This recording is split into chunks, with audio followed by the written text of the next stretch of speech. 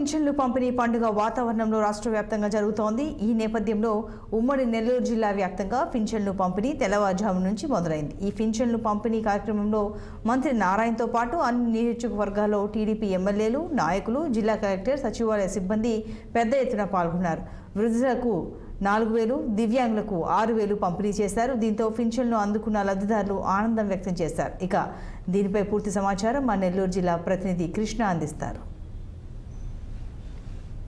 రోజు పెన్షన్ల పంపిణీ కార్యక్రమం పండగ వాతావరణంలో జరుగుతుంది. ఇందులో భాగంగానే నెల్లూరు జిల్లా వ్యాప్తంగా కూడా ఉదయం తెల్లవారుజామున 5 గంటల నుంచి కూడా పెన్షన్ కార్యక్రమంలో ఇట్లా టీడీపీ ముఖ్య నాయకులు కావచ్చు, మంత్రి కావచ్చు, అదేవిధంగా జిల్లా అధికార యంత్రాంగం, సచివాలయ సిబ్బంది కావచ్చు, ఇట్లా పంచాయతీ సిబ్బంది కావచ్చు, అదేవిధంగా రెవెన్యూ సిబ్బంది అందరూ కలిసి కూడా ప్రతి ఇంటికి వెళ్ళి ఉదయమే కొన్ని దగ్గరలో అయితే వీళ్ళు వెళ్ళి ఏదైతే పెన్షన్ ఇంటికి వెళ్ళిన అధికారి వెళ్ళి పెద్దవాళ్ళు వృద్ధులు లేపి పెన్షన్ ఇచ్చే కార్యక్రమం ఏర్పాటు చేశారు.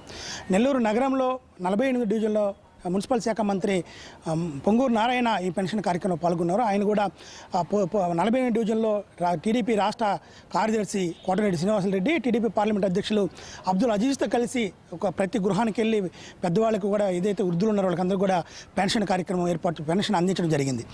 ఏదైతే టీడీపీ ఎన్డీఏ కూటమి అధికారంలోకి వచ్చిన తర్వాత ఎన్నికల సమయంలో ఏదైతే హామీ ఇచ్చిందో 4,000 రూపాయల పెన్షన్, అదేవిధంగా వృద్ధులకి 6,000 రూపాయల పెన్షన్ ఏదైతే ఇచ్చిందో, అదేవిధంగా రాష్ట్రం ఎన్ని అప్పుల్లో ఉన్నా, ఎంత ఇబ్బందుల్లో ఉన్నా కూడా ఇచ్చిన మాట కట్టుబడి సీఎం చంద్రబాబు నాయుడు మాట ప్రకారం ఈరోజు రాష్ట్ర వ్యాప్తంగా కూడా పెన్షన్ కార్యక్రమం ఉదయం 5 గంటల నుంచి ప్రారంభం జరిగిందని కూడా మంత్రి నారాయణ తెలియజేశారు. అదేవిధంగా పెన్షన్ అందుకున్న పెన్షన్దారులు కూడా, లబ్ధిదారులు కూడా ఆనందం వ్యక్తం చేశారు. ఈరోజు 1వ తారీఖు వచ్చిందంటే మనకు పండగ వాతావరణం కనబడుతుంది. చంద్రబాబు నాయుడు దయ వల్ల, టీడీపీ నాయకుల వల్ల మా చేతికి, మా ఇంటికి మేము ఏదైతే ఉదయం నిద్రలేచి లేకపోతే మా ఇంటికి వచ్చి మాకు పెన్షన్ ఇస్తున్నారు.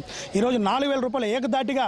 అయితే గతంలో మనం చూసినట్లయితే వైసీపీ ప్రభుత్వం 19 నుంచి 2019లో అధికారంలోకి వచ్చిన తర్వాత 2,500 రూపాయలు పెన్షన్ చేసింది. 2,500 నుంచి విడతల వారీగా 3,000 రూపాయలు పెన్షన్ చేసుకుంటూ వస్తామని చెప్పింది. అంటే 2014-19 వరకు అధికారంలో ఉన్న టీడీపీ ప్రభుత్వం 2,000 రూపాయలు పెన్షన్ ఇస్తుంది. 2019లో వైసీపీ ప్రభుత్వం అధికారంలోకి వచ్చిన 2,500 చేసింది. అటు నుంచి 250 పెంచుకుంటూ విడతల వారీగా 5 సంవత్సరాల కాలంలో 3,000 రూపాయలు పెన్షన్ చేసింది.